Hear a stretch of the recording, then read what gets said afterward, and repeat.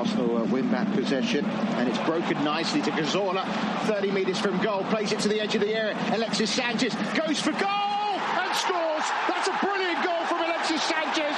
He's been Arsenal's star man this season, and maybe now they're going to get the right.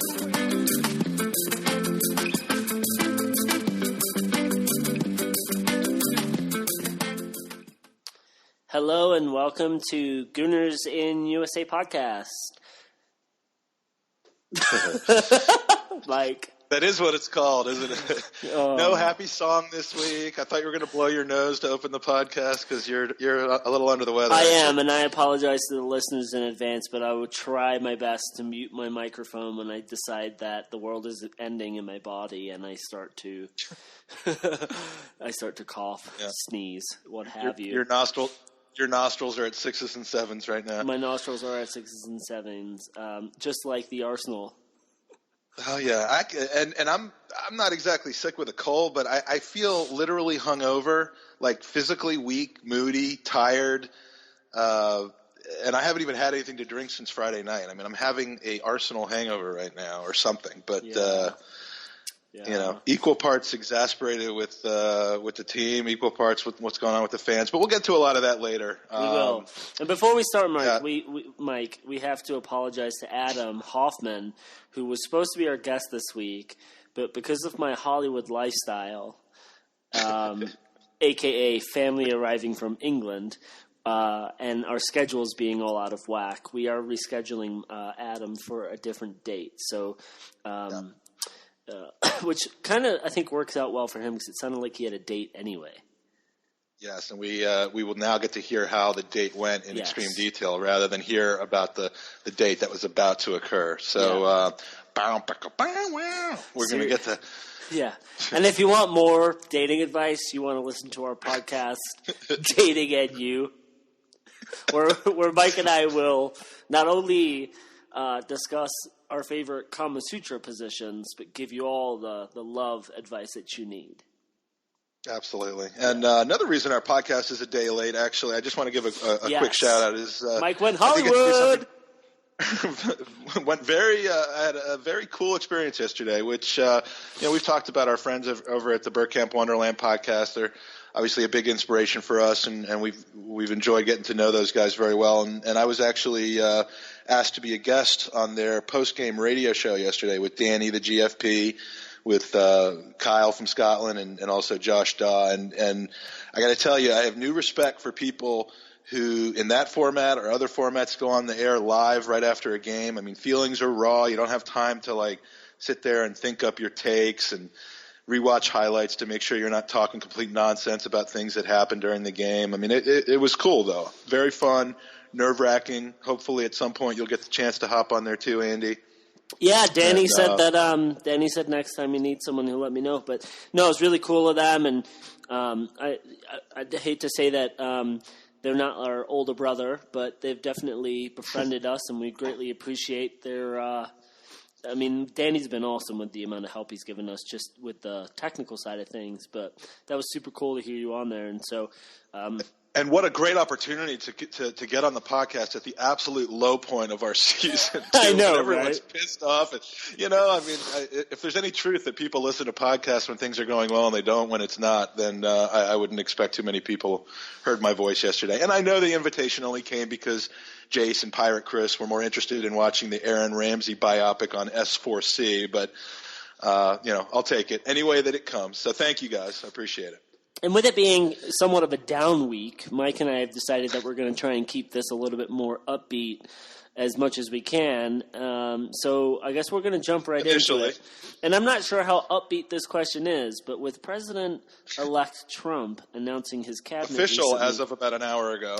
Yeah, right. So President-elect Trump is announcing his cabinet, which has been coming at great demise to a lot of the people in the USA.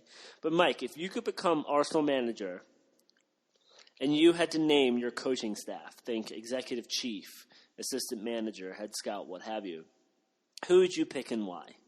And now I'll start off with my chief executive.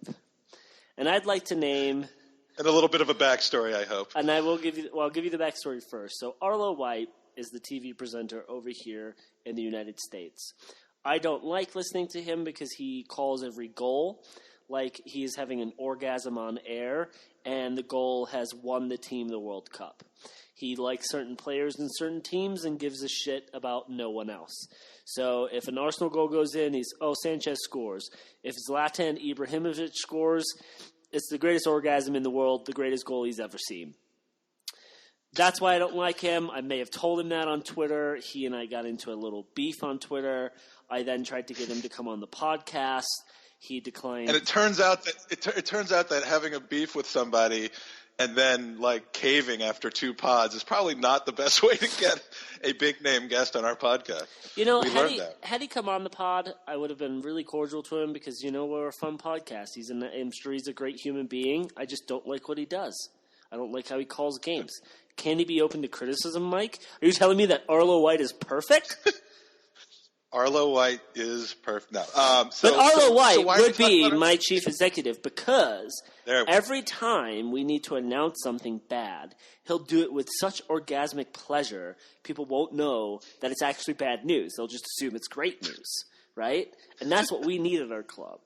So it could be something as little as, here's our new pie selection, or something like we've sold Ozil. Both of them just come out with the same gusto. You just are so confused. You're like, you just go with it. You're just happy. This sounds like good news because I'm only hearing the tone instead of the content. Exactly. Yeah, exactly. Which is how we hope all of you consume our podcast, actually. But you know, I actually like Arlo White, and I'm not just saying that so he'll come on the pod. That ship has sailed. In general, I kind of like the over-the-top excitement announcers. I mean, it does suck when they're picky and choosy. But you know, some American sports fans may know the name Gus Johnson. Yep. Does a lot of American football. So used to do college basketball. Bad when he did the Premier League for that 3 months. Oh yeah, oh that's true. He did on Fox the Premier League, and it was bad because he didn't know the game at all. But he tried. But yeah, he tried, and boy, does he get excited. And also, you know, and I'm also a fan of another huge fan of another color guy who's a color commentator. That let me just clarify what I said there. That a lot of people have beef with, and it's Ray Hudson. So I mean, when someone knows football and they get excited about it, it's never a bad thing in my mind. But I can get where you're. Do you like Ray Hudson? I don't love when he soils himself. Do you like Ray Hudson from the XM radio show, or do you like him from his commentating? Because after you hear him on the XM radio show, you gain a little bit more respect for him because he truly is like a genius when it comes to football. Well, I'd say that I fell in love with him watching him on Gold TV. Now he's on BNTV doing the Spanish games and some of the international games. But yeah, he's good. He's good on the morning XM show as well. I certainly, I mean, he's got a viewpoint and a take, and it's not often kind to Arsenal. Let's be fair, because his partner Phil Shane is a big Arsenal fan, and he loves to stick it to him. But yeah, we're getting off track here, but yes, I do like these guys. So Arlo White is only a half enemy of the pod. Let's make that clear. I wish I could have heard his call for Michael Thomas's goal at Anfield, although because it's Arsenal, it probably would have been, and Thomas wins the league. But so anyway, my chief executive, I have a lot less of a backstory with. I'm just going to go with Jay-Z because it kind of seems like he knows how to run shit. So that's all you're getting from me, chief executive. That's fine. That's fine. If you had to name an assistant manager, Mike, who would it be? Well, I'm kind of power hungry, and you know, I'm not the type to want someone like Ryan Giggs who's constantly going to stand up and wave his arms and try to upstage and undermine me. So I'm looking to have a hype man as my assistant manager, someone who's going to stand next to me after every big decision I make and go, "Yeah, boy." So obviously, I'm going to have to go with Flavor Flav, who just comes from a soccer background. He's obviously going to be able to help me with team selection, but he's not going to get in my way. So going to go with Flavor Flav. And by the way, do you know where Flavor Flav sits during home games? No. The clock end. Oh, God, that was so stupid. That's our team of writers for you right there. I'm going to have to fire somebody for that. Yeah. All right. That was probably do you have an George assistant who wrote manager? that one. No, George might actually appreciate that. I would okay. For me, one of the hardest businesses to keep running and open is a restaurant. And so I was like, okay, we got to find someone who can keep shit going, who can rally the troops when things are down. You know, when things get really gusto and busy, they can continue going. Someone who's a little bit of a badass, someone who knows football. So I went with Gordon. I see where you're going with this. I went with Gordon Ramsay because when shit hits the fan, you don't want to upset Gordon Ramsay. So there's that fear, the fear. And I figure he just walks around with a set of knives. And so when shit really hits the fan, the players are going to be absolutely terrified. So I went with Gordon Ramsay as my assistant manager. Here's the thing, though. Is Gordon Ramsay an assistant to anybody for anything? See, and now, don't you think that is a problem? That is a problem. But I'm what okay is your with plan? It. I'm okay with it. We'll just see how it goes. It's a better plan than having Mr. Steve Bold, who doesn't clearly know how to coach our team on defending. Anyway, I would agree. I would agree with that 100%. I agree with that. So, what's the next position? The next position would be head of scouting. Okay, you have an idea? I'm going to let you go first because I like your answer. All right.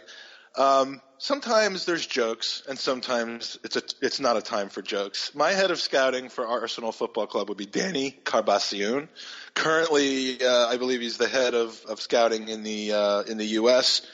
Has discovered gems such as Zelalem and who else? Joel Campbell. Yeah, and it's just, there's no joke. It's just total and complete ass kissing. We love you, Danny. We'd love to have you on the show, and you've got a good story to tell. So how about them apples? I love how you prompt that when we know that he's coming on the show. We just don't know. No, I didn't say that. I said we hope he's coming on the show. I didn't say we know he's coming. We know he's going to come on. He's already told us he's coming. We just need to get through the holiday period. All right. That ain't true, but we'll hope for that. So my head of scouting is actually going to be me. And I'll tell you why, Mike. Because in Football Manager, I always find the gems. And I've really found that if you can do well in Football Manager, you can do well in life. So the answer to who the head of scouting will be me. So God forbid any player that we're scouting has a game that's within 2 hours of when Arsenal plays and you have to be on the bench managing. Or will you just turn it over to Gordon Ramsay? Oh, Gordon Ramsay's got that covered. Go to like a Real Sociedad game to check out your next big find. Yeah. Okay, that makes sense. And let's end this with a whimper. What's the last position? You're director of football. Yeah, what characteristics do you think a director of football should have, Andy? That's a good question. So, do you want me to give you my answer, or do you want me to answer that one? Yeah, I mean, because Mike, your characteristics for a director of football need to be they understand the game, they understand how to maintain relationships, not only with players but with players' agents. They need to be the go-between and third party between the player, the agent, and the manager. They need to represent the club well because I think they do more than just that. So my director of football is I would have a three-headed snake. Okay, I would bring in Thierry Henry, Ian Wright, and Tony Adams. And the three of them would be my director of footballs. I don't care what... Kind of like a director of footballs. Yes. Not directors of football. No, director of footballs. They're just directing various footballs I'm all over so the place. doped up on medicine right now. Regardless, they would be my director of footballs. I'm going to continue and stay with that theme. And I don't care what they do individually, they'll get shit done because they love the club. They're going to do what's best for the club. They're going to see, hey, we identify that we need a world-class striker. We're going to bring a world-class striker in. Oh, we don't bring a world-class striker in, but we're going to bring in a striker that can score goals and scored a hat-trick last week. Hey, manager, that player scored a hat-trick last week. We're down 2-1 away to City that we need to win. Let's not bring on a central defensive midfielder. Let's bring on this fucking striker who scored 3 goals last week. This is going to be a long pod. Yeah, okay, well, in my eyes, the director of football needs to be someone that you trust, and I trust almost no one. Someone you don't hide things from, and I pretty much hide things from everybody, emotionally and whatnot. So, there's really no obvious choice for this other than one person who I trust implicitly and I tell everything to on a daily basis. And that's I hate to grab back into the same, the same answer I've used on many occasions, but that's going to have to be Joey Murphy. He's my director of football. Joey Murphy is probably the most corrupt human being I've ever met. That's why I trust him implicitly, and I don't get anything from him because he's so corrupt. He's come around the other side and become completely trustworthy. He's done a full corrupt 180. Exactly. He's like, yeah, he's so bad he's good. Sweet Joey Murphy. Mike, 2 matches ago, he and I were at the pub, and we kept betting who was going to win the next throw-in. And let me just tell you, he paid me $7. How much of that? How much did he actually owe you, though? 80? And yeah, 7? Installments. He's paying me in installments. All right, we have to get to these matches because they happened, and we're here to cover them. So, we can't keep putting this off forever. All right, Everton was first. Do it. Everton. Mike, I enjoyed watching the beginning of this match. We played with extremely high pressure. The first 20 minutes, we were controlling the game. When we dropped the high press, our game changed. It also happened against Man City. Can you kind of explain to me why? And now, a lot of people on Twitter, when I commented, said, well, the only person actually high-pressing was Sanchez. And that's kind of bullshit. He was orchestrating it, and he was starting it, but everyone else wasn't doing it. And then all of a sudden we stop, and then we lose. So why did we stop? I'll try to answer that in a second. I don't have an answer for that, but I'll comment on that in a second. I just got to say as a preface, I have, and this probably came out in the podcast last week, I have never been so confident and cocky going into a game for Arsenal as I did this Tuesday. I mean, I'm generally one to kind of reverse jinx, to expect little and be happy when it comes out. But I walked into this game on Tuesday like Joe Pesci in Goodfellas, like walking in to be made, and just fucking made a huge mistake. I mean, I'm thinking we just smartly got knocked out of the EFL Cup. We slapped around West Ham. We're undefeated in X number of weeks. I picked us to win 6-1. I'm posting on Twitter about how my Xhaka jersey was undefeated in all 20 games that I had worn it. So I proudly put it on Tuesday afternoon. Told everybody I know that I absolutely loved the starting 11. It was the best starting 11 we could have put out. Settled in the bar, grabbed a beer, and just got ready to frickin' watch the slaughter ensue. And then what I saw was the same thing you did. 20 minutes of high press, effectiveness, pressure, domination, goal, and then we just dropped it. And I'm wondering, is it a conscious decision?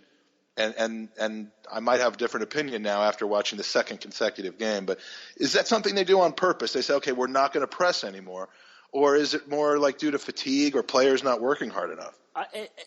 Based off of the 2 matches combined, it's got to be a coaching directive because both games we went up 1-0 and then we all of a sudden started playing counterattack and we allowed the other teams to get back in. And it just seemed like maybe because there's a lack of rotation in the squad, players are just getting tired and it's hard to keep up that high press.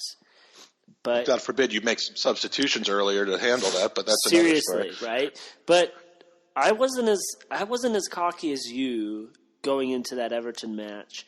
And then I thought it was kind of interesting because Everton haven't lost in the league at Goodison Park since March when we beat them. So it's not an easy place to go and play. And had we gotten out of there with a point, I think I would have been like, okay, it's Everton away. That's a good point. But holy shit, did we just absolutely get just demolished? I mean, we made them look like Barcelona. And my cousin, who is a big Everton fan, texted me exactly that. You're making us look like Barcelona. We're one of the worst teams in the league in current form. And it's just like that's coming from a diehard Everton fan. And so I was kind of like, man, this is just what the hell's going on, And I really can't believe that. I just can't believe how we shut the bed. Yeah. So our first goal is, it's a free kick, a little bit lucky on the deflection, but not at all lucky in the run of play to be ahead by a goal. I was just a little pissed off because if you remember the foul, Coquelin was about to break his duck right there. It was about to happen. I've been waiting years for this, but he was in, and he just got hacked down. And of course, then Alexis sets up, and I texted a few people before the kick was done and said this is in, this is automatic. And so at that point it's all going rather nicely. And then dun dun dun, the last couple minutes of the first half happened. So tell us about that first goal. Nobody tracked the Everton goal scorer into the box. No one. It was like Nacho had two men on the back post, and fucking Koscielny was showing that. Was it their right back? Boy. He was showing the right back his number, which we all know. If you have any soccer knowledge and you're a defender, if a player can see your number or your name on the back of your shirt, you are not in the right position. And that player could read Koscielny's number and name and could have fucking traced it. That's how open he was. And I got so pissed off that people were giving Gabriel a ton of shit because he wasn't there. He was marking his player coming to the front post. So he lost. So Koscielny loses his mark, and he was in the wrong position. And for me, I'm not saying that because it's Theo, but him flying past Baines and letting him get that cross was a vital mistake. Because if Theo just kind of slowed down his run a little bit and blocked the shot, or at least did a little bit more, then the cross wouldn't have come in. But for me, Koscielny was at the back post, completely out of sorts. And as Danny said, the GFP, I'd say terrible marking, but something that didn't exist can't be terrible. There was none of it. And the other person to blame is Nacho. Because I coach youth, and if a player's coming down the wing and my left back or right back has two players, they are trained to scream bloody murder. You've got someone behind you. You've got someone behind you. Now, unless Koscielny didn't hear him, but I rewatched it, and it doesn't look like Nacho's saying anything. But there's no communication back there. And everyone says that it's always Koscielny and Gabriel's fault. For me, Koscielny is to blame 100% on this. Yeah, it was a wicked cross, but and it was a great cross. First we're asking, and I'm not defending it by any means, but I just think it's amusing that first we're asking Theo to get back in his own half every once in a while. Now, like 5 games in a row, he's basically like covering for Bellerin at right back, on the baseline. I mean, he's proved his defending skills recently against pieces of shit like Dimitri Payet, but now you're asking him to mark Leighton Baines. I mean, come on. Well, you're expecting too much. Well, no, but he should have been able to mark Leighton Baines, is what I'm saying. But Baines' cross, though, I mean, once he got the step on Theo, we were toast. Well, that's what you expect from a player of Baines' quality. But the other thing that pissed me off, and I think they said it on the Bergkamp Wonderland, this isn't the first time that right back has come into the box and scored a goal. So should someone on the coaching team have scouted that and seen from other footage?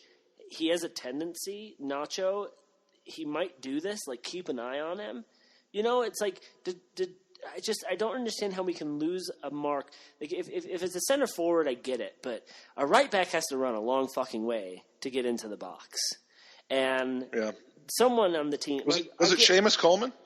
I don't know if it was Seamus Coleman. I don't think it was. I'll take a look. Whoever it was shouldn't have been scoring an open header. That's for sure. No, not at all. Not against our defenders. That's so frustrating. Sorry, I went off on a rant there, Mike. Yeah. Well.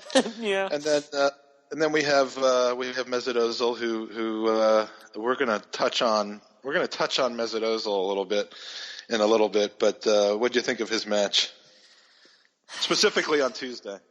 I remember a few pods ago I had kind of made that comment, is he one of those players that Wenger's too afraid to substitute?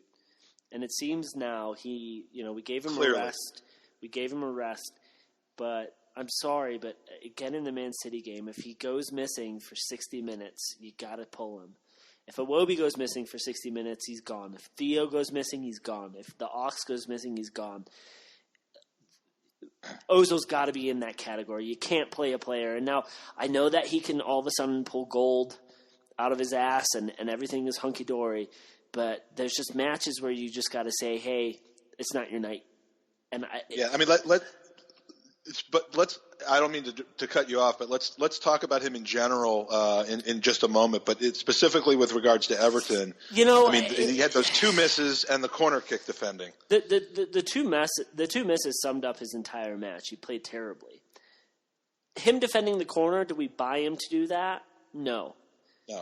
Why was he in that position? I don't know. That should have been one of the central defensive mids. I don't know why he was there. And for me, you put Ozil outside of the 18-yard box, and when balls come out, he's the first person that's challenging or turning and creating that counter. And at least he's not in the way of whoever can spot Ashley Williams coming in there. I mean, there's no way Ozil is getting to that ball, even if he is defending. Just like if you look at just the momentum of his body, there's no way he's getting to it. So for people blaming him on the goal, but he shouldn't have ever been there. I don't know why. I don't know. I mean, he kind of looked up at that ball and up at Ashley Williams like it was gonorrhea and just said, I'm not having any part of any of that. But laid out the red carpet for him. That's the frustrating thing is it's the zonal marking, right? Everyone goes in there and you cover space and you mark. No, it's bullshit. It's absolute bullshit. If you've got two players, Lukaku and Ashley Williams, and whoever their center back is, the three players are identified as their three strongest headers, and you get your three strongest defensive players in the air, and you say, okay, we're marking those players, man-marking those players. Everyone else can go zonal, but Ashley Williams should have been covered by someone other than our number 11. And that is on Steve Bold and Arsene. That is fucking horseshit. I'm sorry, but Tony Adams, if he was in that game, or Patrick Vieira, would have been barking. And it's not coincidence that Mustafi hasn't played 2 matches and we've lost. I think if he was in that game, Mike, he would have called for someone to get on those players. He would have identified immediately who they were and forced someone to get over and mark them. But why isn't Czech doing that? Why isn't Czech identifying those players? It's weird. It's hard to know what's going on. They look disorganized when they're defending set pieces in that deep area. Has that not been our situation the last 5-6 seasons? Yeah. Everything. I don't know. I think Ozil was just too busy daydreaming about Julian Draxler to realize that there was actually a game going on around him. But that's my assessment of Mesut Ozil on Tuesday. Listen, I love Ozil. But in my opinion, if you're playing for a £250,000 a week contract, these are the type of games when you're playing for your contract you have to step up. Give credit to Theo. When a contract's on the table, that motherfucker's great. Oh yeah, he knows how to do it. He knows when to step up, and you can't fault Sanchez because the guy busts his ass. So Ozil, we need to see the same from you, at least for the next 3 months. So you would have liked to have seen Ozil subbed out of that game a little bit earlier. I would have preferred to have seen a little bit more rotation. That I think that would have been great. I think with the 2 misses he had, the goal kind of came obviously at the end of the match, but it just wasn't his night.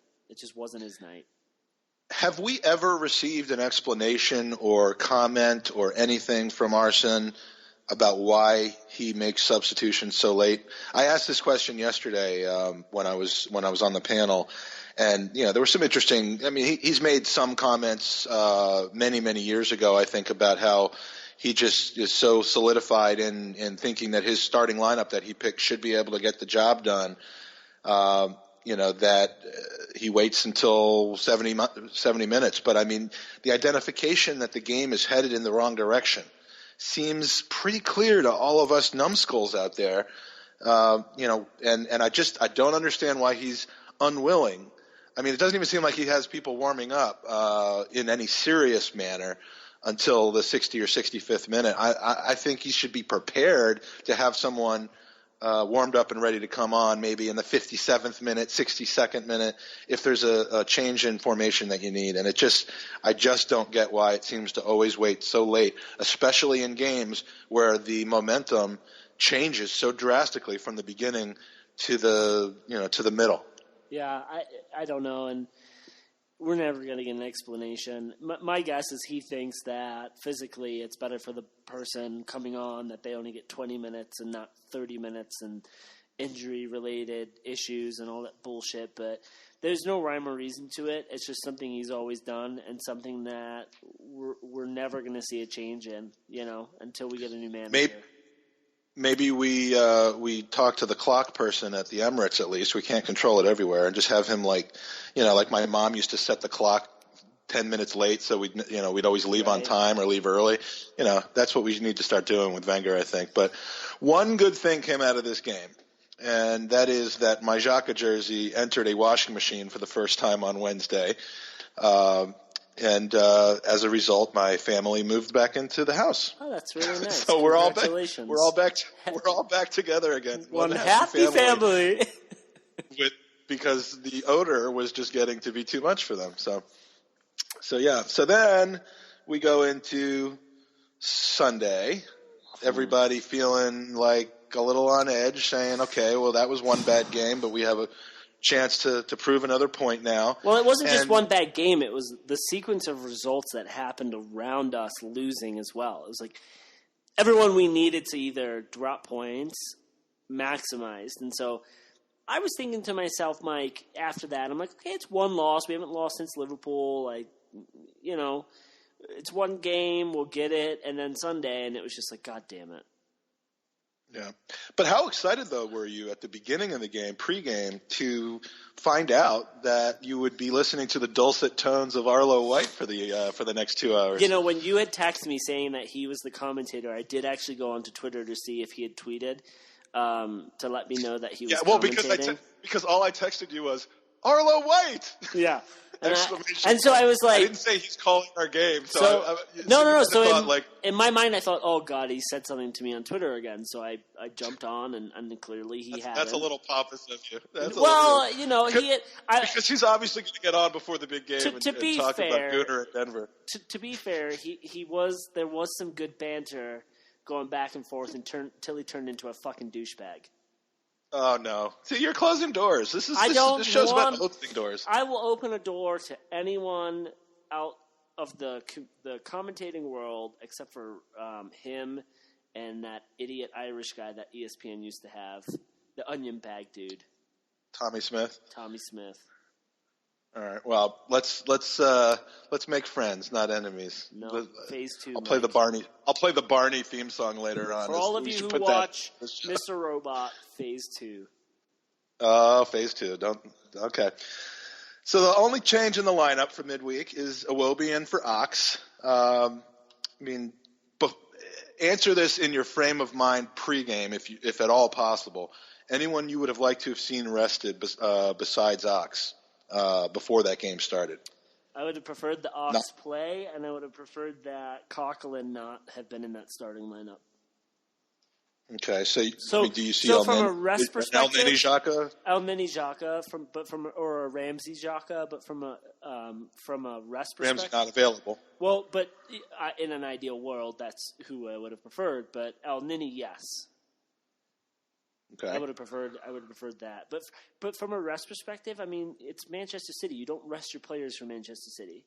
If we were going to be resting anyone, it should have been for Everton. So for Manchester City, you go with your strongest lineup. And I would have preferred the Ox start over Iwobi, but we're rotating, so I get that. Yeah. And before the game, Robbie Musto in the studio says that a loss in this game for whichever team pretty much ends their title challenge. And he went on to say that, if it's Arsenal, that it could, in fact, have a profound impact on Wenger's future. Of course, they're hyping up the game that's getting ready to start to the highest level possible. But do you think that and again, try to put yourself pregame in your mentality. Do you think that kind of hyperbole is true, or is it hyperbole? Is it exaggerated? I think it's exaggerated from the fact that didn't Chelsea have a pretty big lead over us in the beginning of the season? This first place is going to change hands, so it's exaggeration. Chelsea are going to drop 3 games. It used to be that to win the Premiership, you had to lose 5 or less games.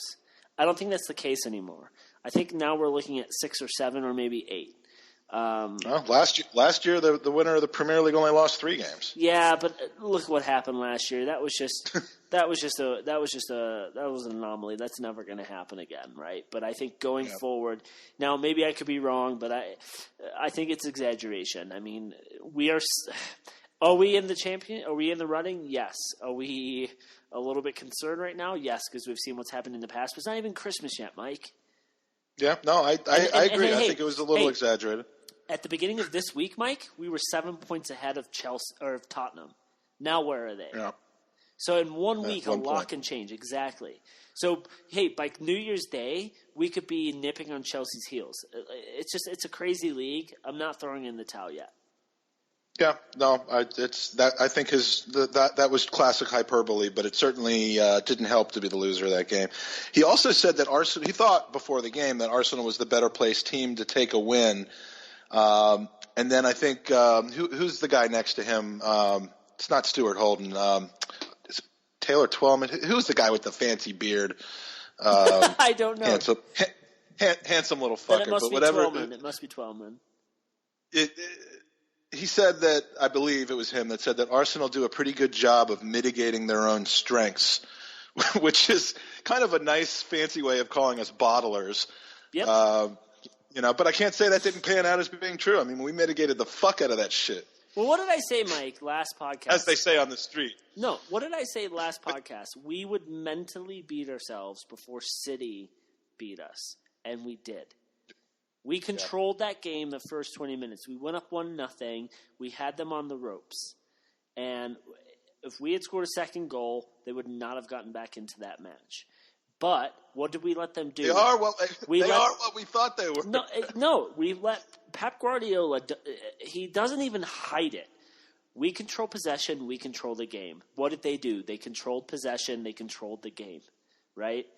And we played them back into that match. We mitigated our strengths, and our strengths were Ozil and Sanchez, and we never played them into the game.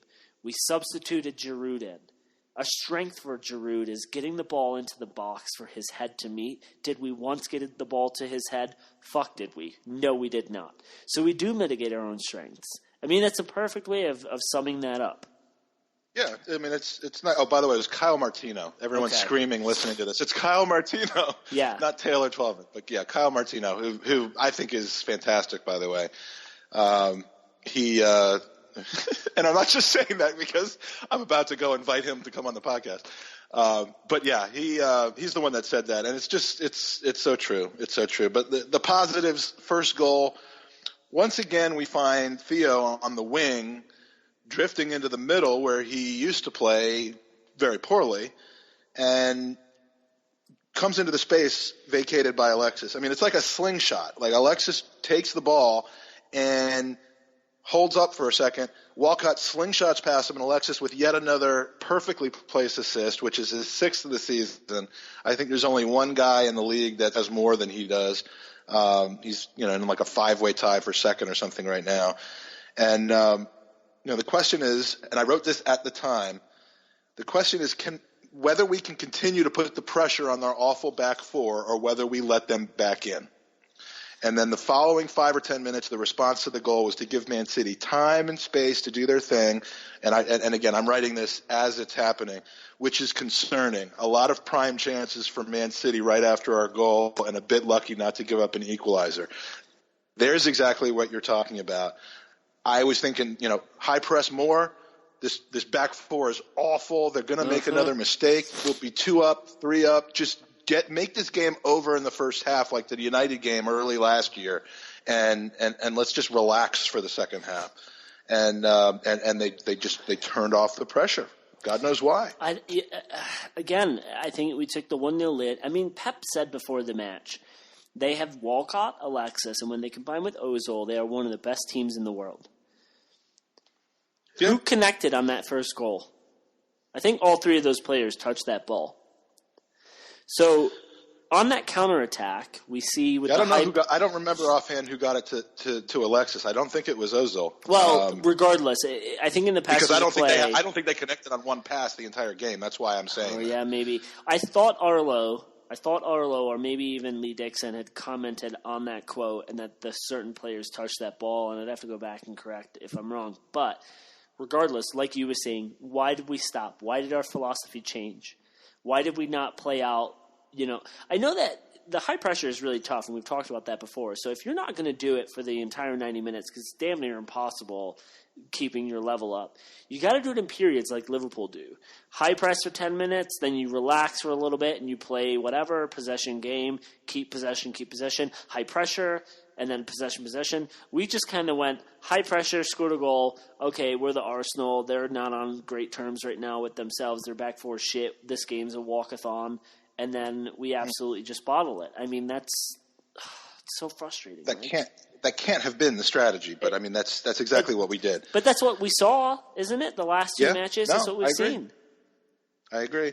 Looked to me, in the first half at least, that Iwobi had some of his swagger back. I mean, I've been outspoken about the fact that in early November, especially after, I hit my breaking point with Iwobi after the derby, which I just said, at this point, he seems like he's just lost his confidence. He's he's exhausted. He's mentally not putting two and two together. So, I was all for him getting kind of switched out, and it looked like, that happened. And I think he's got some of his swagger back a little bit. I thought he started off so good. I mean, he was knocking balls, running through opponents, running around opponent. I mean, he looked unbelievable. And I agree with you. Who was the right back? Kolarov? Yeah. I thought it was Bacardi Sangria. No, he came in at halftime for Kolarov, actually. Did? So then it was Kolarov. Yeah. But you're right. Iwobi just looked confident. Yeah, and so whatever his lowest points obviously against the Spurs or potentially the own goal against PSG, whatever time he took off or words he got or encouragement seemed to have worked. The problem with Iwobi is that his arc of fitness isn't one where he can play 90 minutes and be tired at the end of the 90 minutes, but maybe after 70 minutes it's time to sub him. It's he can play 70 minutes, and around the 50th minute he starts to get tired and affects his gameplay, and by the time you sub him at the 70th minute, he's been shocking for 10 or 15 minutes already. And, I don't get why, younger players you'd think would have the ability to run for days. But, there's something with his fitness that, he just can't make 90 minutes, and he can't make a good 70 minutes. No, I'm not sure why the 50th minute it's not a red flag to Arsene for someone who's watched the game for as long as he has, for someone who knows these players inside and out. How does he not see the same thing we're all seeing and just identify that? And it's not like you're leaving Iwobi on the pitch because you don't have someone that can come in and be a like-for-like substitute, right? It's not like you're sitting there and you're like, well, I really have no wingers. I can't really put El Nini out there. You can throw the Ox on for him and pretty much get the same player. It's not like we're lacking for that depth. No, and if the reason for not giving Xhaka more run earlier in the season was because of his fitness, then where is that information about Iwobi? Because, his fitness to get through 90 minutes. Now, granted, he probably, I don't know if he does more running than a central mid like Xhaka would or not, but, there's clearly issues with fitness there, and I don't know why he's got so much quality and talent. If you're going to play him, just be prepared to sub him after the 60th minute instead of the 65th. Now we've lost his natural platoon to Ox to a hamstring injury. Yep. I have yet to hear, actually, a day later, whether it's a tweak, a pull, a rip, 2 weeks, 5 weeks, 8 weeks, 2 years. But knowing Ox, it can't be good. So is Lucas now the man for that role, or are we about to see Welbeck get some play in cover for Iwobi? I don't think Welbeck is ready yet. I don't think we'll see him until the FA Cup because it sounds like he's just getting back into the first team. But how Lucas didn't get to come on to that game anyway. Like I don't know. I don't understand how Lucas didn't get put in or subbed on when we were down. I'm looking right now, and it looks like the manager has said he's injured. It's a muscular problem. It looks like a hamstring, and that's pretty much it. So that tells us everything we need to know. But we've talked about this before. You're subbing on a player who wants to make an impact, so they overexert themselves, and look what happened. He, like you said, he didn't get the right warm up, and it's just like, read the fucking game, Arson. You see we're not playing well going into half, so you say to certain players, hey, start your warm-up now, because if the same thing happens the first 10 minutes, you're getting on. And then mentally, the ox is coming out thinking, all right, I got to get myself warm. I know what that's going to take, right? Yeah. And you see him running up and down the sideline, but he doesn't know when he's going in. There's no communication there. Most managers are good managers. They're like, dude, you got 10 minutes. If not sooner. They were telling – Andy Carroll was every 3 minutes someone was whispering into his ears about when he was going to go in for like 30 straight minutes until he finally came in. So at least there's some communication going on there.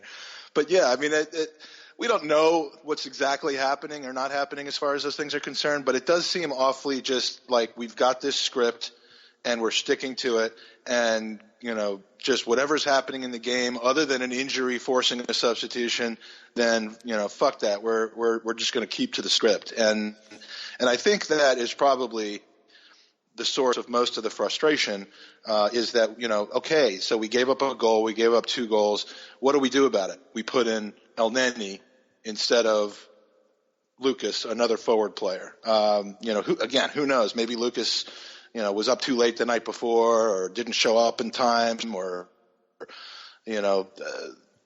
has a minor strain or a knock or something. But that just seemed kind of weird. So first goal, Sané blows past Bellerin. The whole defense fell asleep basically, but Bellerin, to be fair, in my mind, Sané comes from that side, but Bellerin was frozen in place by De Bruyne, De Bruyne made a move to the outside just as Sané was breaking into space, and Bellerin had to respect that move by De Bruyne. So is it Koscielny's responsibility to see that and go with Sané, or is that just a perfectly sprung move? Because your center back should be retreating towards goal when that happens. Your right back takes whoever is spreading wide, and when you have a player of De Bruyne's ability, you go with him. It's like Eden Hazard. It's like Gareth Bale. When they start to drift, you're going, because when they get the ball, anything can happen, right? And because otherwise you would have seen Bellerin chasing after Sané to at least try to get in there and make a saving tackle. But he was frozen. He couldn't. De Bruyne took him out of that play, expertly. No, and 100%. And the pass to Sané was unbelievable. No, it was an absolutely amazing pass. But Koscielny should have started dropping. If we were playing Watford, I don't think Bellerin would have tracked Sané if that was Troy Deeney. Right. I don't think he would have tracked him. I think he would have, I don't think he would have went out wide. He would have tracked. He would have tracked the striker going. So when it's City, though, in your mind, you're thinking, okay, there are players on this team that when they get the ball, we're in a deadly situation. So, yes, again, I think Koscielny's at fault for that because he should have started dropping. And, again, there's no communication. No one's turning to each other, even after the ball goes in. I'll tell you what, Mike, if in a game... Well, guess who doesn't speak English? Well, it doesn't... I'm sure everyone needs to learn Portuguese at this point because he speaks he speaks enough English to understand body language. He speaks enough English to hear when someone turns around and says 5 or 6 key words to you. Everyone knows. I can swear to you in Spanish. He could swear to someone in English. If you turn around and you gave him an absolute bollocking, he would understand what you were saying. And that's the fucking frustrating part, is none of these 4 in the back will turn and right each other. And I'm sorry, but Steve Bold played with a player, and Steve Bold was the same type of player. For those who didn't watch back in the day, if someone fucked up on his watch, he was down your throat. He was down your throat. And how he has not communicated that to this current crop of boys is beyond me. Because the worst you would thing... think of all things... you would think of all things Lee Dixon would make a comment to that effect, given that he's commenting the game. And he did. He made that comment during the match that these boys don't turn and give it to each other. And even Dixon said, back when I used to play with the likes of Bold and Adams, if I made a mistake, I heard about it for 5-6 minutes until I turned to them and told them, shut the hell up. I know what I'm doing. I get it. I made a mistake. And that's one thing that's being a leader, man. And you don't deserve the captain armband if you can't do that. Yeah. Yeah. Yeah, no, that you've been harping on that all year. And you've played the game a lot more than I have. It's been a long time since I played. But those are things that do matter. And I'm glad that you bring them, to the forefront, because that's the mentality. That's what people mean when they're talking about mentality. It's not just, what you think about before the game. It's how you adapt to things during the game. And so that's a great point. And, yes, I think Sané was offsides. A lot of people don't think he was. No, he was 100% offside. But whether he was or wasn't, Alexis was 5 feet offsides a couple games ago. I mean, that's going to happen. And, absolutely. And whatever. And congratulations to yet another player who breaks his Premier League duck against the Arsenal. So a few minutes later, our slump rehab service continues with Raheem Sterling, who I don't think had scored a goal in 8 games. We all saw what happened. Yeah. I'm going to ask you, number 1, was Silva offside? Number 2, is it Czech's fault, Monreal's fault, or somebody else? First, is he offside? Yes, he is, by the letter of the law. Does he get in Czech's way? I don't know. That's such a stupid gray area that became a huge debate. Czech was completely at fault for that goal, and I'm only saying that as a goalie. You should never be beaten near post like he was. And so, you know what? I was beaten this weekend because a player ran in front of me on my own team, and the ball went in because I didn't see it. So maybe that's what happened. But again, it's one of those where luck just did not go our way. And so I would say, without knowing what Czech was seeing, Czech's at fault. I think he's clearly at fault because he got beat near post. I mean, there's almost like it doesn't matter what happened. If A happened, B has to have been the reason. And if you get beat near post, almost always it's on the goalie. As far as Silva's concerned, I mean, he was standing in an offside position. There's no question about that. But, PGMOL, the refereeing union put out something during the game that said he was not interfering. He did, he took a little swipe at it. But to me, he's in Czech's line of sight if Czech is cheating towards the middle because he's expecting a cross, which has been the way that we've been getting killed. I mean, United scored against us that way. I mean, I've been saying that, it doesn't seem like we're picking up runners as they're standing outside the 18-yard box. Who else beat us that way? Southampton in the EFL Cup. So, I was expecting a cross, and if Czech was expecting a cross and cheating with his eyes more towards the top of the 18, then Silva was in his line of sight.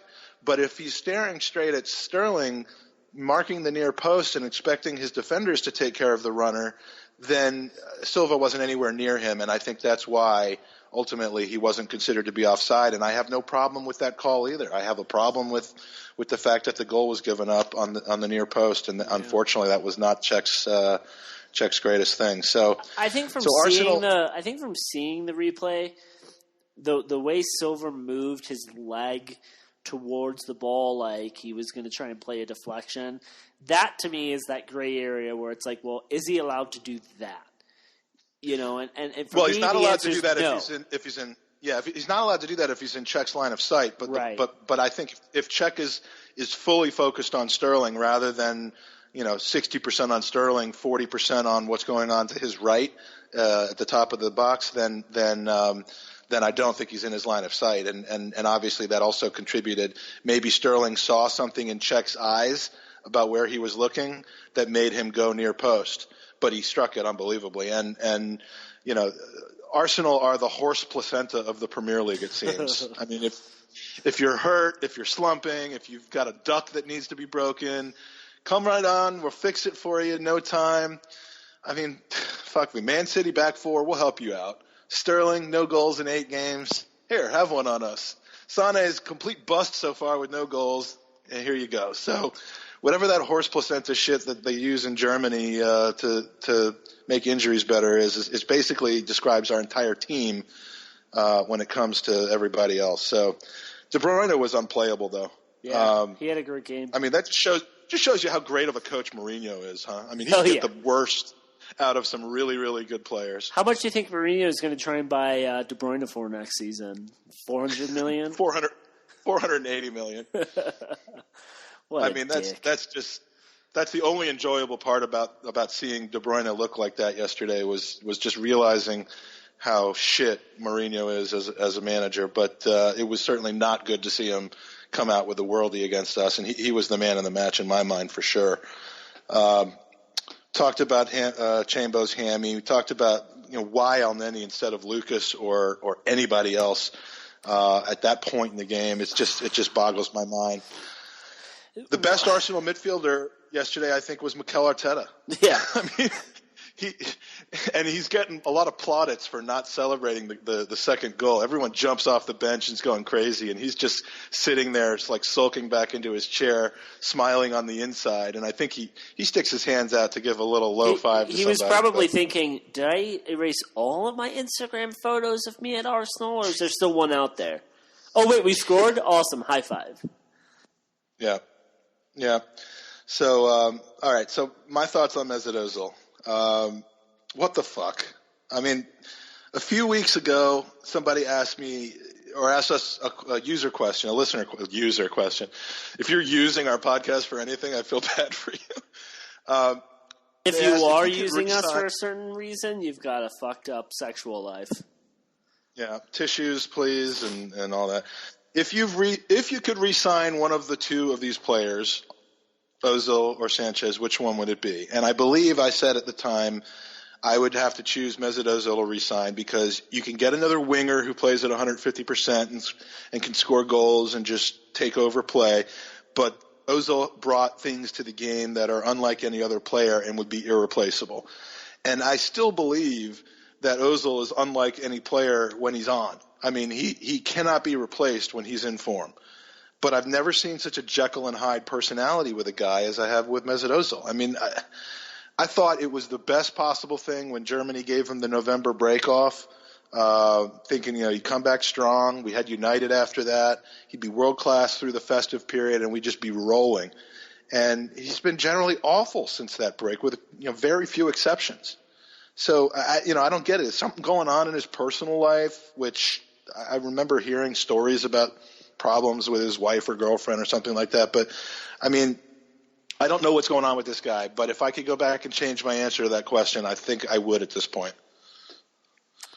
Yeah. I mean, what's the deal? I don't know, Mike. I'm not going to jump on the whole Ozil's not playing well because in the I'm not saying to sell him. No. But talk. In the 22 matches that we've played, he scored 9 goals and had 6 assists. And that's a fairly good return. I do agree with Ozil not showing up in these types of games.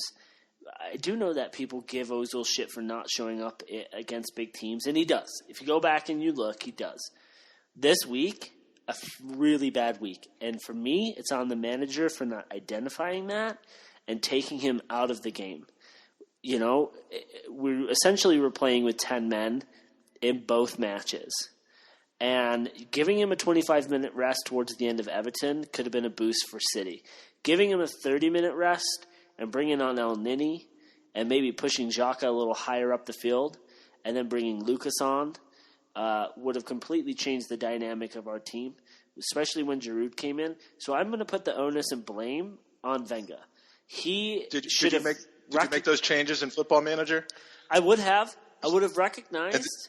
I mean, we would have won. No, we maybe not have won, but we may have changed the game. And we essentially played with 10 men because he was that bad. And so players are going to be off form. Henry didn't score a goal in every game. Bergkamp didn't make an assist in every game. Players are going to drop form. Does it suck he dropped form when we had 2 games in 1 week? Yes, but the manager has to identify. Someone has to just say, hey, dude, It's not your day. Take a seat and give another opportunity to a player.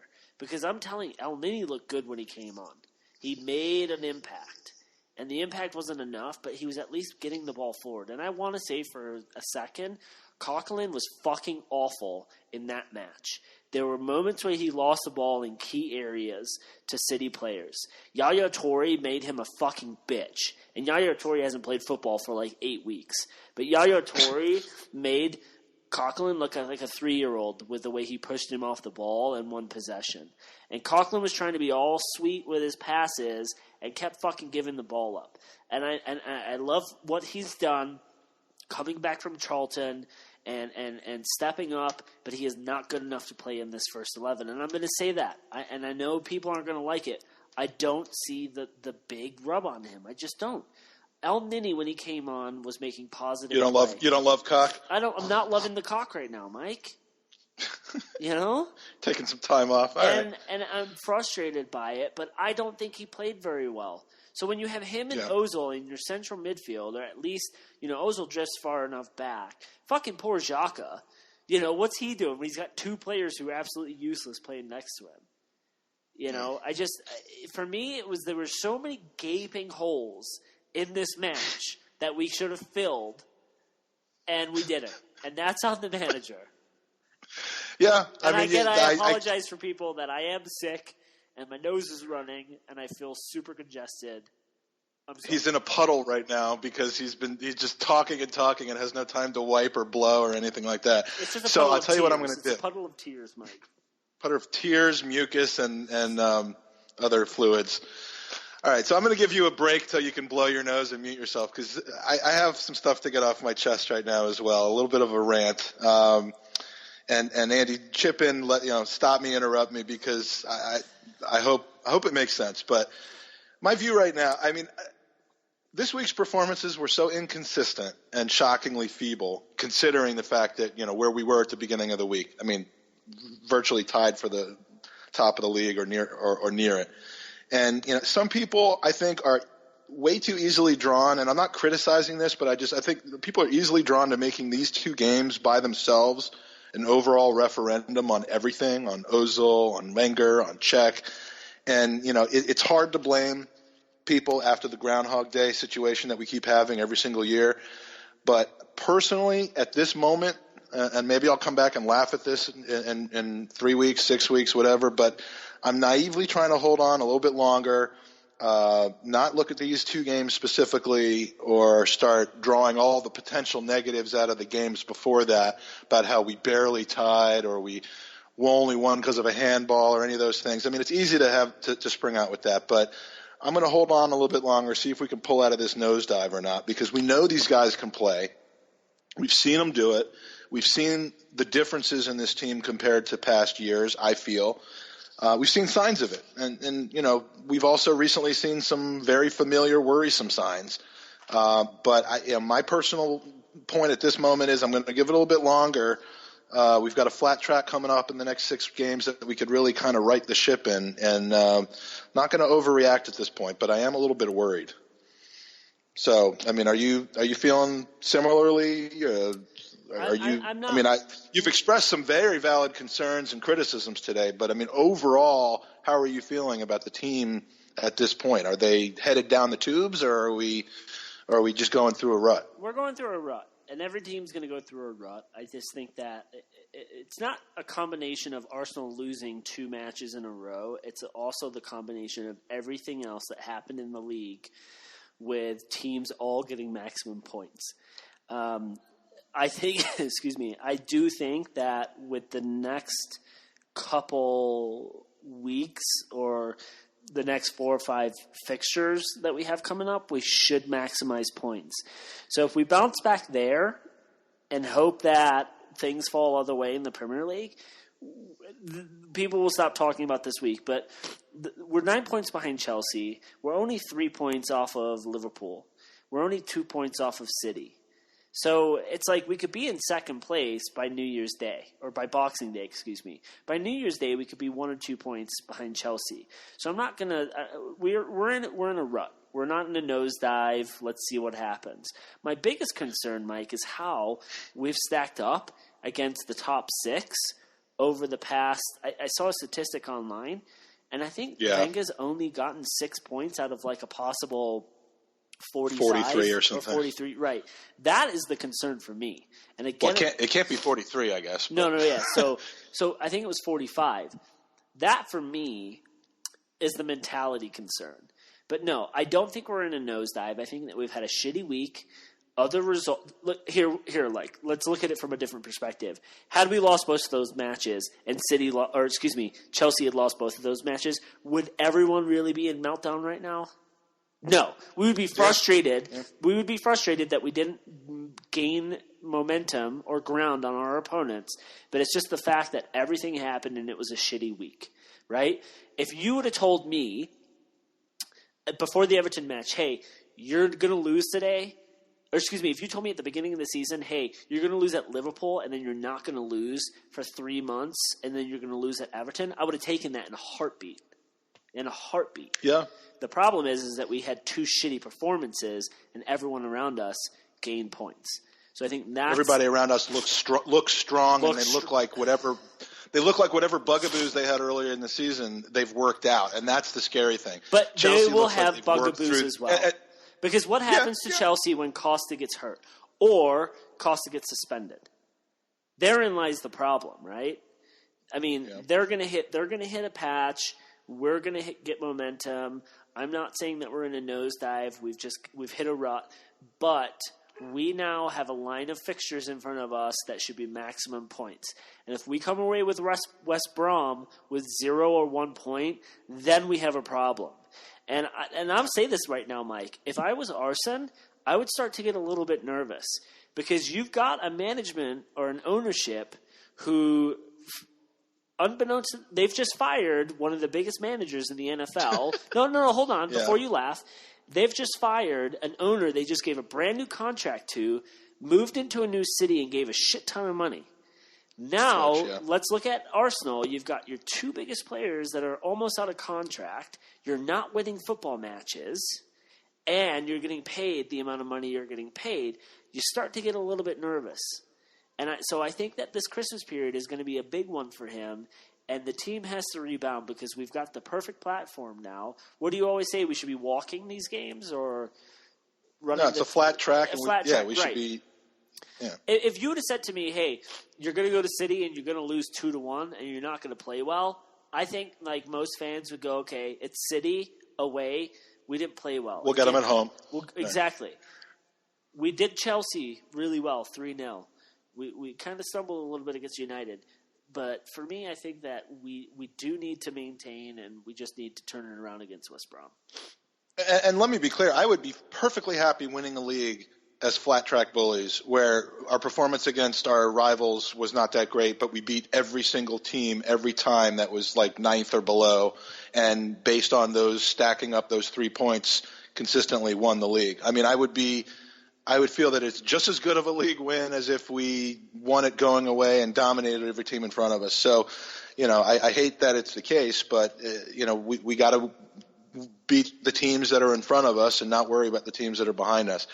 But weeks like this do bring into play a very nasty and underbelly, and something that probably hasn't even been that keenly noticed in the time that we've been doing the podcast, considering that until this Tuesday we had not lost a game since we began doing the podcast after the Liverpool game. And that is the social media, Twitter, Facebook eruption. It's inevitable. Before you go into, because I know that you have something to say about this, I do wonder, do other teams have the same Twitter, Facebook meltdowns as we do? I don't think so. Or are we notoriously famous for it? Well, there's some different things at play. In the sense that, we're a team that has just underperformed for a long time. United fans, Chelsea fans, City supporters, they've all at least had recent championships that kind of temper emotions a little bit. they don't necessarily have the ability to have such a single figurehead, constant with their team to point their ire at. So, I mean, I do think it's a different situation, and I'm not rationalizing it or otherwise, but, I just can't imagine that Man City fans go through this kind of hand-wringing and infighting and that sort of thing. That being said, I don't hang around any Man City fans by design, so I don't really know that. But, I do think it's probably pretty Arsenal-centric, which is one reason why we have such a bad reputation against other fans for just being, infighting and pathetic sometimes. But some very angry people have resurfaced with a lot of the same narrative in the last week, and I have to say that it bugs me.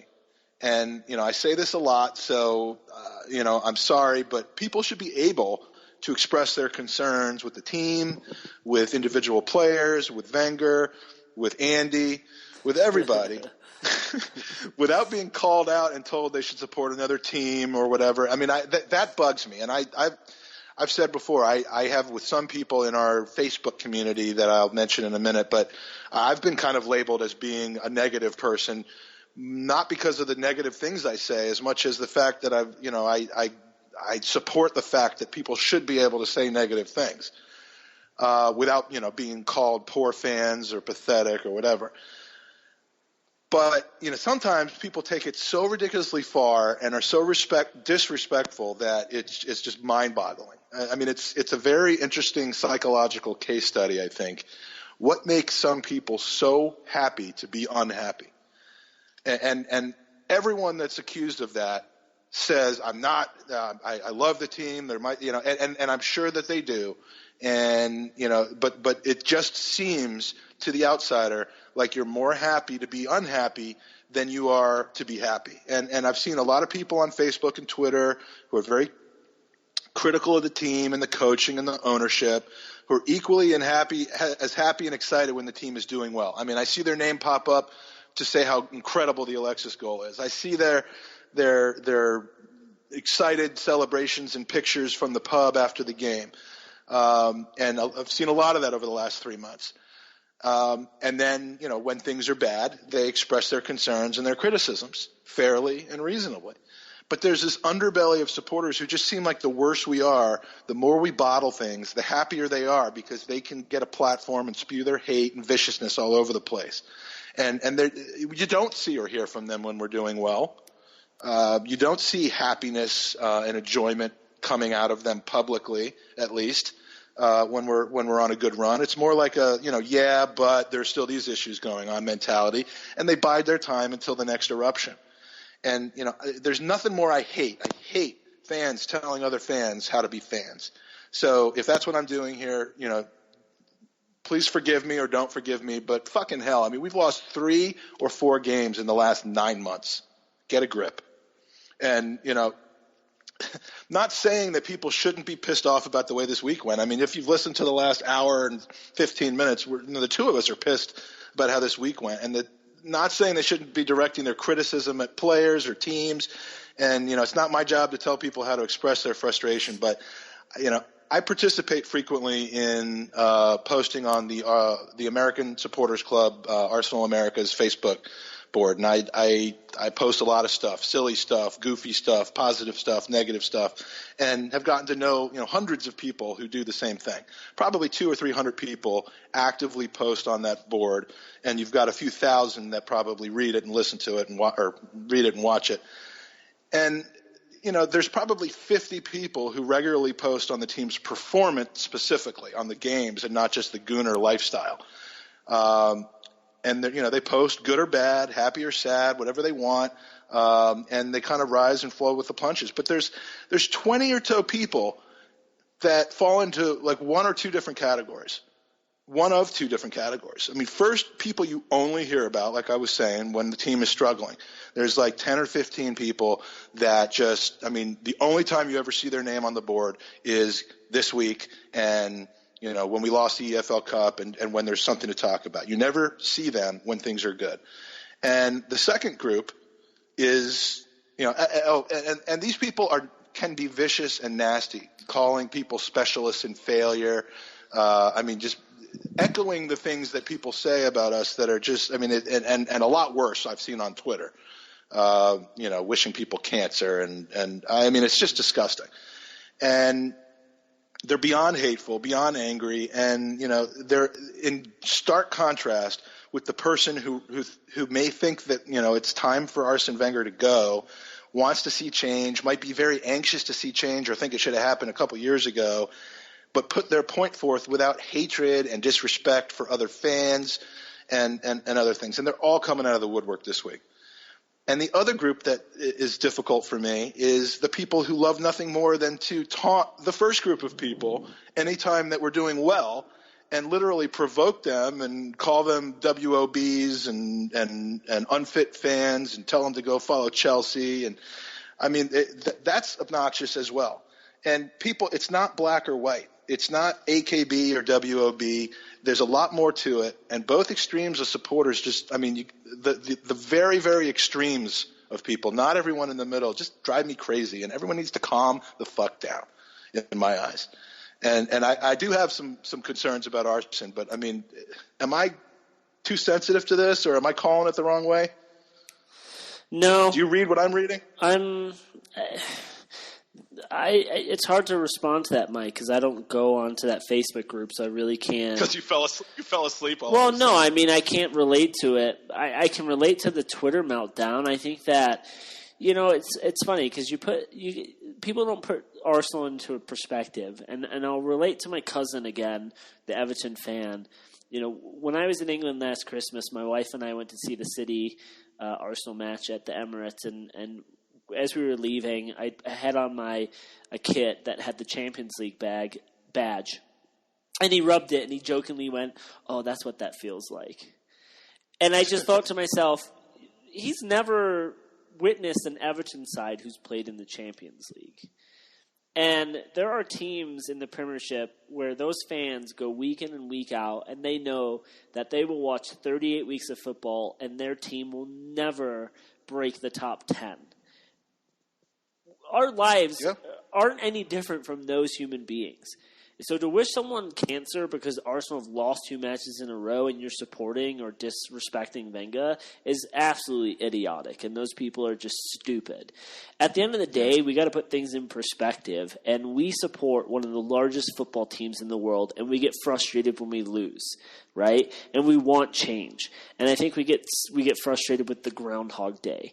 But I just ignore it. I don't go on Twitter. It's funny, I put on 3-2-1 meltdown begin, and I don't remember going on Twitter for like 48 hours after that because there's no reason. It's absolutely stupid. But we talk about it a lot with Danny and Chris, and we joke about how like Arsenal Fan TV have all these superstars now, and people have been made famous by this channel. Well, it's because they thrive off of the negativity. They want to create these stories. And the same thing with the people on the Facebook group that you go on with Arsenal America. You can have your opinion, but if your only opinion is to go on there and just say the same bullshit week in and week out without substance, then why are you a fan to begin with?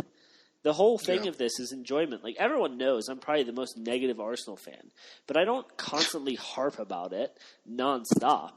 I sat in the living room with Tim when we were 1-0 up, and I kept saying, they're going to score, they're going to score. And he turned to me and he went, yeah, based on our current form right now and how we're playing, they probably will. And when the goal went in, I didn't go on this huge tyrant. I was just like, we saw that coming, right? Right. But, at the end of the day, it is what it is. And these fans need to get a grip. They need to just realize that, there are bigger things in the world. And if Arsenal is your whole world, not saying that you're a sad human being because they're really close. I get up and watch every game. My wife knows.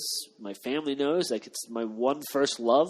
Probably for the same with you, Mike. If you realistically think about things you've loved in life, Arsenal's probably at number one on a lot of those people's lists because you get a football team before you meet your first girlfriend, or you know what I mean? Like, I've been with Arsenal a lot longer than I've known my wife. Absolutely, I'm not going to make any other comparisons, but I'm just going to say and absolutely, and God forbid, like anything were to happen in your life, Arsenal's probably still going to be there, and it's so for people, go ahead. No, so for people that go a little bit over or above and beyond, they need to realize that, there are teams in this league that'll never touch the Champions League. You saw that to the Leicester City fans. They knew last season will not happen again in their lifetimes. And so they rode that wave, and it's like Burnley. And frankly, I don't think a ton of them I don't think they'd be so gutted if they went down this year just because they'd always have last year. Absolutely. Absolutely. And so, at the end of the day, we're not fighting relegation. But the frustration solely remains with one man because the one man hasn't changed his spots. And we thought we saw change with the depth that we purchased. So that's where the El Nini decision really irked me this weekend, was because we bought Lucas for the reason to bring him on in games like this. And we saw this rotation from him, and we're like, okay, things are changing. We haven't lost for a long time. And then it's like this week we just kind of saw the old Arsene back. And that's, I think, the biggest frustration. And that's where people should be channeling their energy and emotions is, why are we reverting back to the old Arsenal? Right? Yeah. And I would love more than anything for him in January to bring in a Julian Draxler, a Marco Royce. We know it's never going to happen, but someone who all of a sudden lifts the head of everyone else in the squad and they go, damn, we've just signed a world-class player or a hell of a player that's going to make us better. And B, I'm Theo, I need to step it up a little bit. I'm the Ox, and I need a new contract. I need to step it up a little bit. That's what I'd love to see. Well, you saw how the team reacted when we played Watford, having just announced the signings of Mustafi and Lucas at that point. I mean, I'm not just saying you use player signings as a defibrillator, to shock the team into performing better, but I mean, something has to change. And my negative comments with regards to Arsene Wenger, and the reason why I am still deep down inside not convinced that he should be coming back after this season. And last March there was like in the span of 2 weeks, we lost to an undermanned United team. We lost to Swansea at home, and we got eliminated from the FA Cup against Watford. And at that point, I thought it was over for Arsene. I thought he had lost the locker room. I thought he was no longer being taken seriously, and I thought it was time for him to go. He was starting to say some things in his press conferences that were a little wacky, and little did I know that we would lose one game in 9 months from that moment. And it kind of, forced me to question things again. But here's what bugs me about Arsene Wenger, and the thing that I just think is a little bit of a shit show. And I haven't listened to the full comments. I've only seen the headlines. So if I'm speaking out of turn here, I'll apologize on the next podcast. But I'm embarrassed to hell that Arsene Wenger comes out after both of these games and implies that the refereeing has been either largely or completely at fault for our performance. Whether it has or not, whether the goals were offside or whether I think he was complaining about the corner kick that Ashley Williams scored on shouldn't have been a corner kick in the first place. Whether that's true or not, that's just Bush League, and it's crazy. And you put the focus on yourself. You put the focus on your team. Don't put the focus on refereeing, which you shouldn't need help with to beat Everton, or onto the fans for being negative, which you've done before as well. Last year that happened, and like I said, I was ready to give up on him. And it's not cool in December to hear him complaining and whining about referees. And I'm sure it's coming soon, if this negativity continues, to start complaining about the fan support. And not look at the fact that the team didn't make changes and all the things that Andy said earlier in this podcast, and that's on you. And where is the discussion about that? Where is the admission or the reflection on that? It's What other manager in the league, when they lose, points to the referees after every single match? Jose Mourinho. Exactly. And what does Arsene hate about Jose Mourinho? The way he handles himself in the press. And we're seeing that this week. And, yeah, he needs to turn, and he needs to look inside himself and say, I made mistakes. The team weren't there mentally. But, again, Mike, it's only 2 games.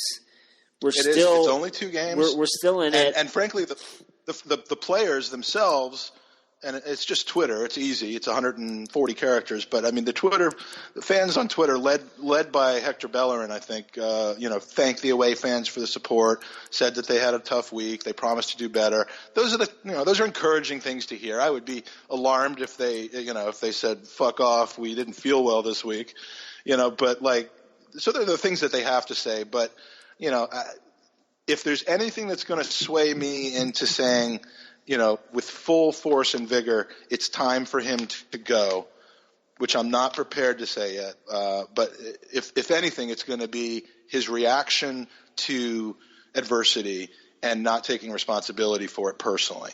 And that's going to be where I think it's time to go. And I've seen more of it than I would have liked so far, but we've also just gone 9 months without losing a game practically. Without losing more than 1 game. So let's give the rest of the season, in my mind, or at least, the next 2 months to see how the team reacts to this, because it's 2 bad losses, but a reaction to running off another 8-10 straight wins.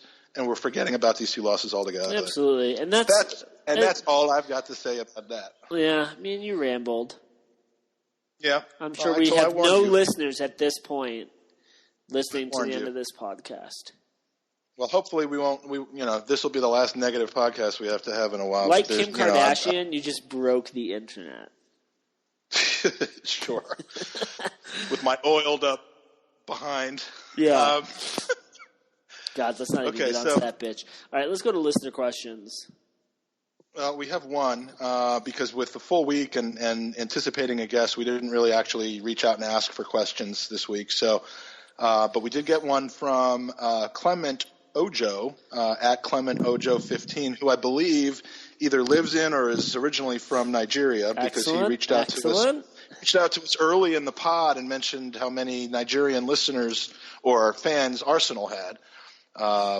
And that is absolutely true, probably more than we have here in the U.S. But he asks, with our current starting 11, who will be your choice to take penalty kicks should we get some? I love the should we get some. Yeah, right. So what do you say? Mike, if you're good enough to take the 5th penalty in a shootout against Argentina, leading your country in the Copa America, then you're good enough to take a penalty kick against West Brom this weekend in the Premier League. So I'm going to go with Alexis Sanchez. Okay, well, that's a good in theory, but in practice, I don't think it's worked out that well so far. But doesn't matter. Yeah, I got tripped up a little bit because he said current starting 11, and I figured the next time we get a penalty called for us, the captain of our team is going to be Vlad Dragomir. So I was going to go with Vlad Dragomir. But if we got to use current players, and considering that Santi's out and Giroud is generally not starting the game, if the penalty happens before he comes in, the penalty-taking list is just in shambles right now.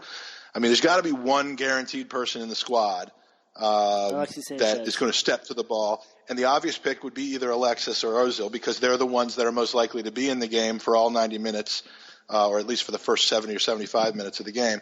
But that hasn't worked out so well either. So my pick, just to differ from yours, will be Coquelin. Maybe he can break his duck if he takes penalties. Jesus Christ. We've never seen him do it. So, yeah, that's the situation we're in. That's the reason why you're not going to be the manager.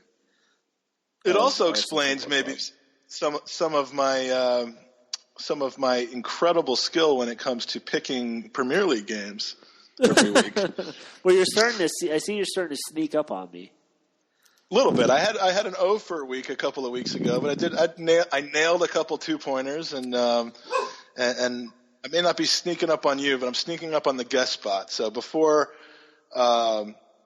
before this. Well, actually, I didn't update it, but I think it's like 41 to 35 to 34 or something like that. I apologize to everyone who hangs on those scores every week for their well-being, but I don't have the exact numbers. But all right, we're running long, so let's 8th or 9th now, but they're not as shit as I thought that they were, actually. But and as evidenced by you picking them in this game, I've also got them at 1-0 because it just seems like Palace cannot get anything right these days. So I'm gonna have Watford with the home win there. And Andy, tell us about our guest pick situation for this week. Yeah, so because of my lifestyle and being just too damn popular, and Adam not being able to podcast with us, there will be no guest picks. But to make up for the guest pick points, next week our guests picks points will be double. Peter picked a pickle peppers. Yep. All right, so that should also shorten this podcast a little bit. Bournemouth at Chelsea. Now, I know I don't really deep dive my picks, Mike. I don't like people to see behind the curtain. But today, I'm going to give you a little peek. Not only are Chelsea going to win like 5 or 6-0, we'll go 5-0. Jack is going to realize that Arsenal need a little bit of help. And he's going to do enough to get not one but 2 Chelsea players red carded in this match. With names of Costa and Fabregas. Nice. Yeah, it should be interesting to see Jack going up against Fabregas. That's for sure, because Jack will hold a grudge. Mm-hmm. I have 3-0. They look scary. Not as scary as 5-0, but as scary as 3-0. So 3-0 Chelsea. I'm not really separating from you very much this week. So the next one is Sunderland at Manchester United. Oh, now, this could have potentially been in the running for the shit game of the week. But, I'm going to go 1-1. Okay. Sunderland maybe getting a little confident after some recent success, relatively speaking anyway. Okay. I am going to go with 2-0 Manchester United. They should destroy Sunderland, but instead they'll just squeeze out another devastatingly boring 2-0 win. So I'll go with that. We have Man City at Hull. Andy? Man City at Hull. I'm going to go 2-0 City. I don't think they're going to hit a banana skin against Hull, so I'm going to go 2-0. Yeah, I think it's going to be 3-0. Fernandinho returns from suspension, not Aguero, but Fernandinho, and gets a goal. The other two will be some combination of De Bruyne and Sané, of course. And last but not least, the Boxing Day special, West Brom at Arsenal. What are we thinking? I'm thinking that West Brom are not going to want to play us, and we are going to batter them. I'm going to go 4-1. We can't keep a clean sheet, so I'm going to give West Brom a goal. But I do think we're going to go 4-1. I think that the fans last season tried to do a demonstration at the Emirates, and we found that 95% of the Arsenal fans that attend matches on a weekly basis don't go on Twitter and aren't part of the asshole nation. So I see Arsenal winning this and having positive support from the fans to reboost and revitalize the next 10-game winning streak. Well, I am much more positive than you in the sense that I do have us getting a clean sheet in this game. But the clean sheet will be a 0-0 draw.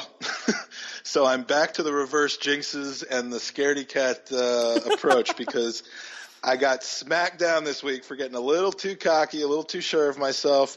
Maybe we go with a different jersey, give Xhaka a break, give him some time on the bench, and take back a different jersey like a Chambo or somebody like that who needs to be brought back into the fray. So, but as far as my pick is concerned, I'll go with 0-0, and if that happens, the knives will be coming out even more.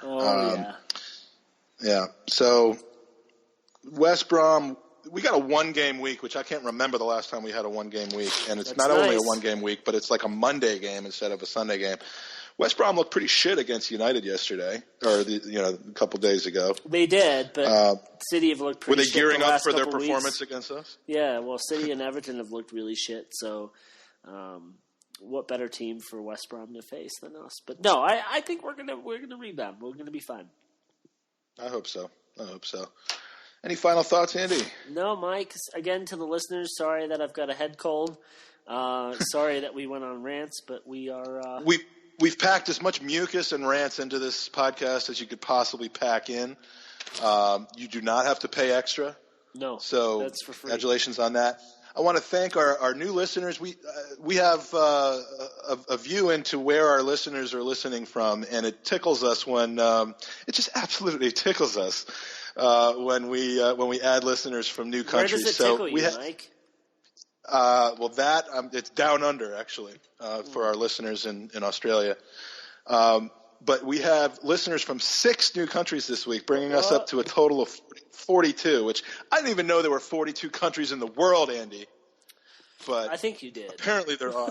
So we have new listeners. I want to thank you from Iceland. Actually, a guy that I communicated with on Twitter, and then all of a sudden pops up a new listener on Iceland. So I think I actually know who that is. Vietnam. Costa Rica, the Campbell family finally showing up. Thank you, the Campbells. France, what the frick Why took did you it take them long? so long, the fucking baguette-eating bastards? Oh, well, okay. maybe they heard my pie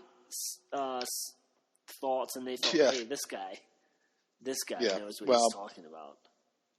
Well, with that wonderful welcome, we no longer have French listeners. Yeah, we have now gone back to 0 French listeners. Pakistan, Andy. Ooh. We have a listener from Pakistan who apparently twice they've listened. And Jersey. And I'm not talking about New Jersey. I'm talking about the original Jersey, like the place next to Guernsey. All right. We have a listener to Jersey. So I just want to say to that listener, how you Mike, doing? Has your mom gone on – that was ridiculous. Has your mom gone on vacation to Pakistan recently?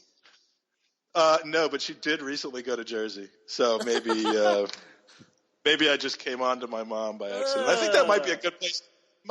Came on to my mom. That might be a good place to end this week, I said.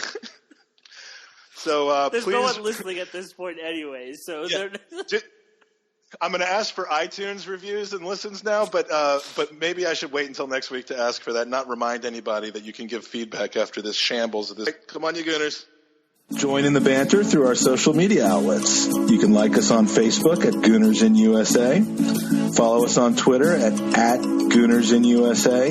Send us an email at gooners@goonersinusa.com. Check out our website, which is www.goonersinusa.com. You can subscribe to our podcast on iTunes, and please send us questions, comments, suggestions, or anything you'd like addressed on the pod. Come on, you Gooners.